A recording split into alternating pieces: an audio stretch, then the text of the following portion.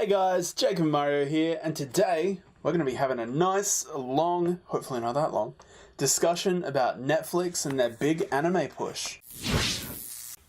What they're doing with it, why they're doing it, and Netflix. Like, since when did they become the go-to for anime? Who knows? Like No, really, actually, we were talking about this a couple months ago. You reached out to Netflix to talk to them about what they were doing with their anime. And ultimately, what they told you was that they were dragging their feet and they didn't really have much of a focus on it. Not really, not in those words exactly. No, of course not. I'm paraphrasing. There wasn't a big thing. They did give me, one of the people that did give me like a free membership thing for like full 2 disclosure, months. we got free stuff from Netflix. Yeah. I'm not endorsing Netflix or anything right now. Oh, for sure. But full disclosure, we got free stuff from Netflix. So they just gave that to me, and they just like, have a look at the anime content that we have on there, and they were more just wanting to get my opinion on it. I get my opinion. I just said my only gripe with Netflix is that their selection isn't big enough. Yeah. When you compare it to things like Crunchyroll or Anime Lab, not sponsored by them. Crunchyroll pre-Funimation leaving. Love how I added that, non-sponsored by them. Yes. Hashtag not an ad, we wish it was. Yeah. I wish we had made money off YouTube and all our We're so close. We're nearly at 1,000 subs if you watched yesterday. Oh, please. We might be over 1,000 subs at this point. We don't know. We filmed these like a couple days early. Yay! Illusion broken. But moving on past that. Moving past that. For sure. Yes. What was the idea? Like, what the crap? Netflix this year, in 2019, have 14 new anime series that's what we're on about. Coming out that they are producing. Yes. 14. You did mention Voltron, didn't you? Oh, Voltron. Would you count Voltron as anime? Was it Voltron? No, it was Ultraman. Ultraman, yeah, sorry. Sorry. I'm counting Ultraman for sure. Ultraman, yes. I mean, if we can count Berserk as anime, Ultraman is anime. Yes. I can't wait. Oh, it's going to be so good. Like, it's done in CG. Okay? Oh, it's going to be so good. It's done in CG. And I usually say the CG is very bad. Like Berserk. Like Berserk. But Berserk is actually bad. And Berserk is getting remade by the person who does Adi Shankar. Yes, Adi Shankar. So it should be good. So just getting past that. I've said, don't be sad. I've said CG is very bad in the past. But this looks good. Actually, along that line, Powerhouse, who are a bunch of the guys that worked with Adi Shankar on Castlevania, one of their series that's coming out in this 14 that are dropping this year, is called Monos. I probably said that wrong. It's being done by Powerhouse, and it's being written by Alvaro Rodriguez, who has worked on From Dusk Till Dawn, a bunch of huge movie franchises. Robert Rodriguez, Quentin Tarantino, he's like... sorry. Dudes. I had to think about that for a second. Sorry. It is a martial arts anime where they're essentially planning on becoming the martial arts masters of the world. What's the name again? Monos. Seismonos. When is that coming out? This year.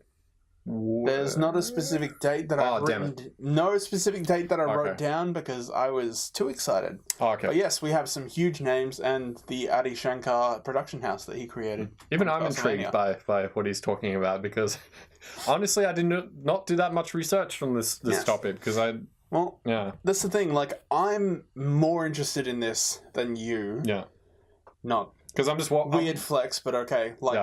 Because Netflix, in my opinion, is empowering Western creators to get into anime, which they have usually been forced out of, not accepted, or just generally unable to get in. Well, I mean, the reason for that is because anime is Japanese, so it's like... Anime is cartoons. I refuse to acknowledge that. They have the same name, but they're fundamentally different.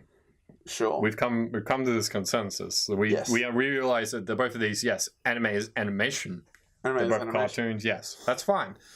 But they have very different styles. For sure. But, like, Castlevania looks almost entirely like anime.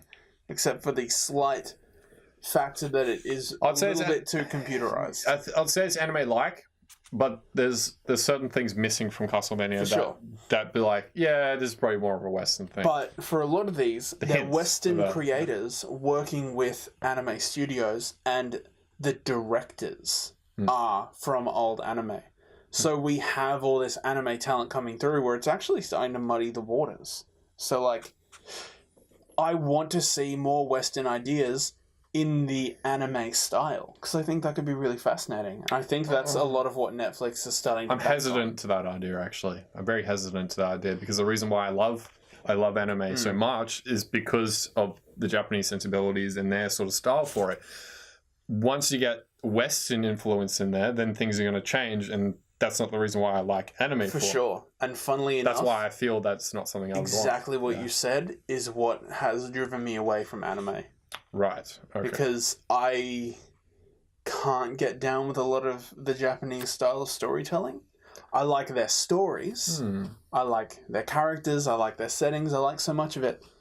I don't like the way that they pace things. I don't like the way that they deliver things. And I think... And a lot of it is cultural. So I totally get that.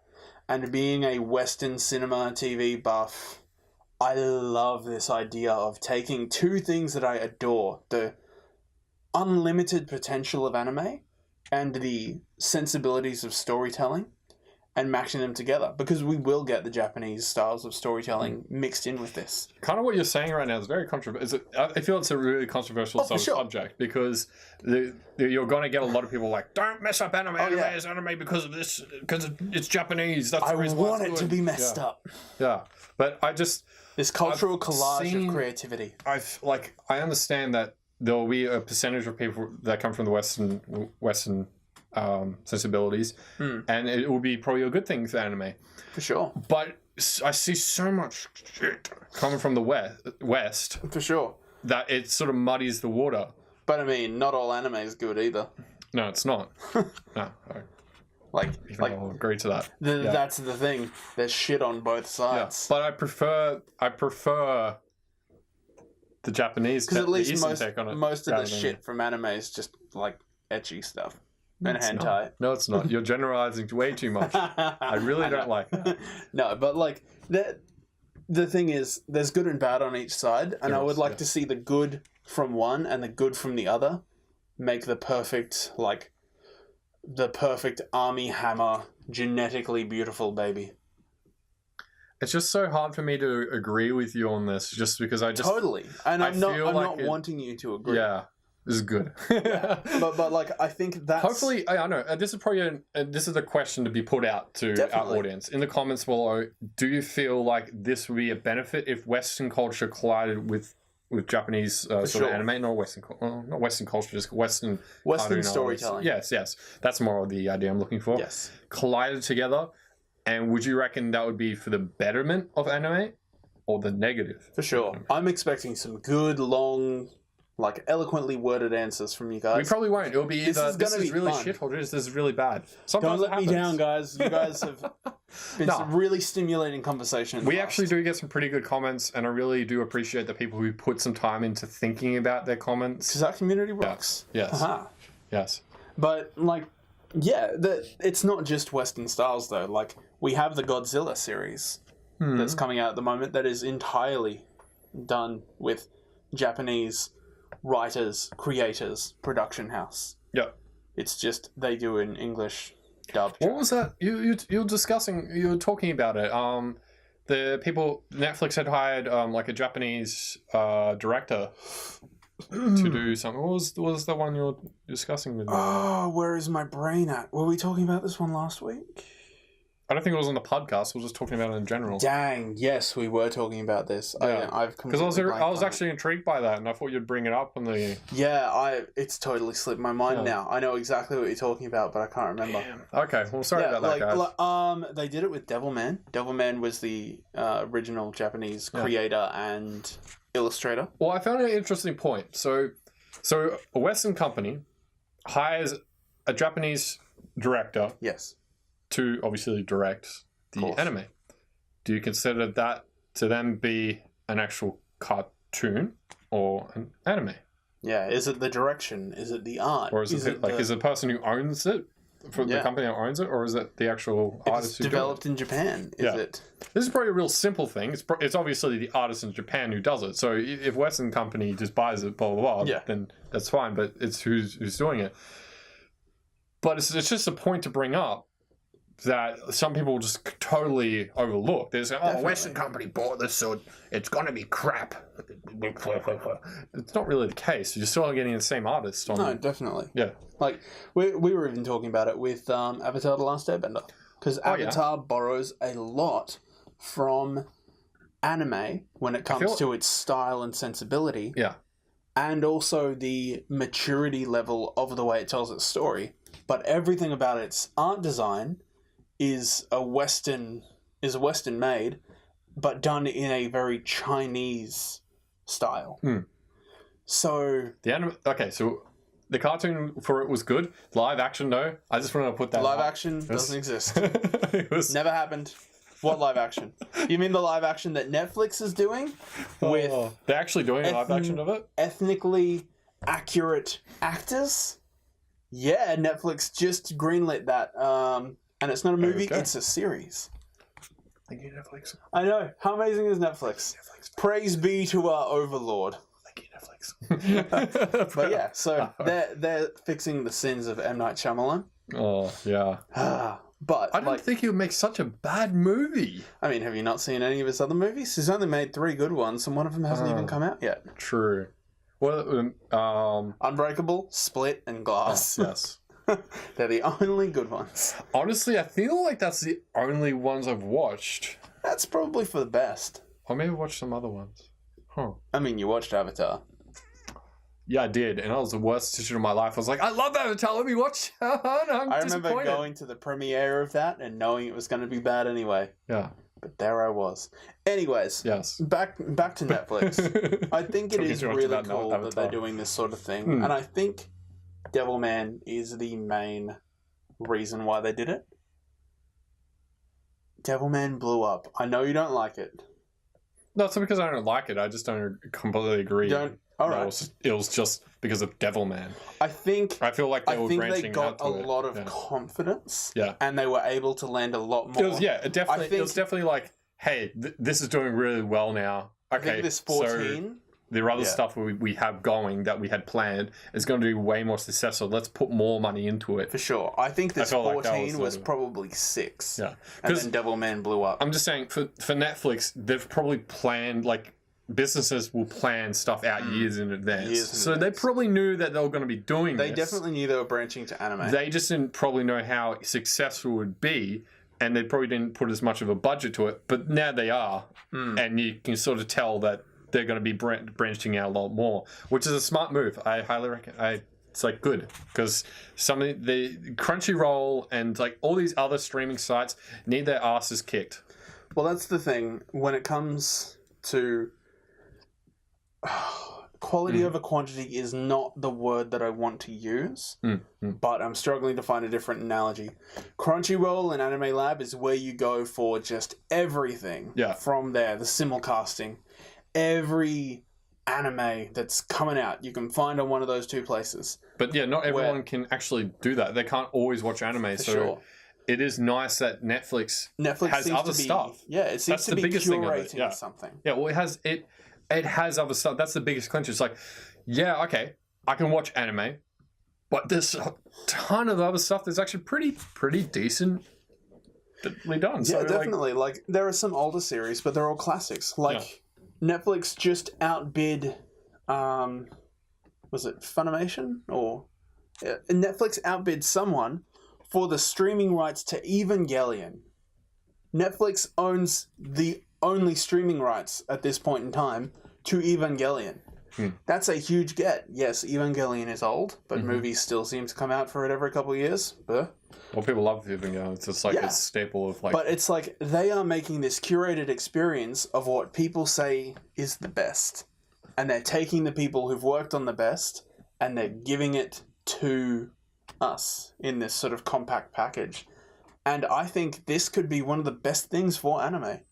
Because when it's a drive in the right direction. When people see it and they realize, hey, anime isn't this childish, screamy garbage that I thought it was. Well, Dragon Ball that's Z. just ignorance sort of bullshit. For sure. Yeah. But you can't deny that people are like that. Yeah.